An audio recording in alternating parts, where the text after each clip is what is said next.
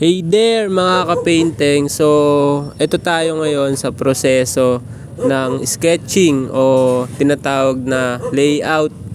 Dito sa pagli-layout, kailangan natin to para magkaroon tayo ng guide sa ano. So, yung na-layout natin na ginawa natin na maliliit, ngayon tinatransfer na po natin sa mga malalaking canvas natin. At itong painting na to ay isang realization sa atin dahil ang painting ng arwana na to ay nagsisimbolize sa pagiging magulang. Isa po sila sa mga nagsasakripisyo o mayroong malaking sakripisyo para lang mabuhay yung kanilang mga babies. Inspired itong artwork na to sa isang tatay at isang nanay naggumawa ng proseso o nakaharap sa isang pagsubok para lang mabuhay yung kanilang mga anak o yung kanilang mga babies nung inililay nila. So yung tatay, 'di ba, alam natin na hindi siya kakain ng mahabang days, mahabang oras at para lang mapainit niya yung kanyang mga babies nung niluwal ng kanyang asawa.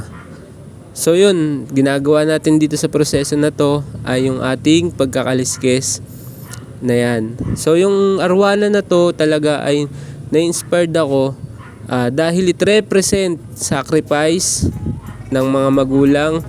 It gives yung pagiging magulang sa isang pamilya dito sa image na to.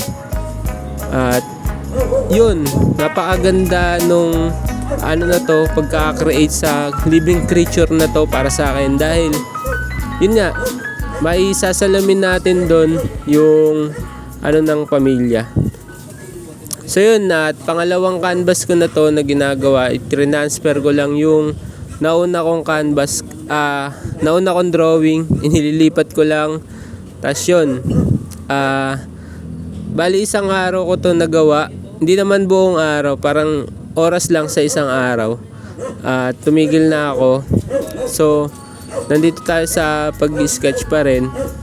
At by the way nga pala, bago ko tapusin tong vlog na to, I hope na collect nyo yung painting namin o bumili kayo ng artwork na manggagaling sa amin sa painting at Teng TV kasi malay natin balang araw magkapangalan tayo, mamarkahan na natin yung ating mga ginagawang artwork, magkaroon ng high value increase yung mga ating artwork na nakokolekt. Kasi once na magtandaan to, itong mga gawang to ay talagang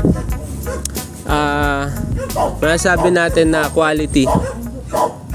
At yun, tuloy-tuloy pa rin sa paglikha, tuloy-tuloy sa paggawa to ang painting.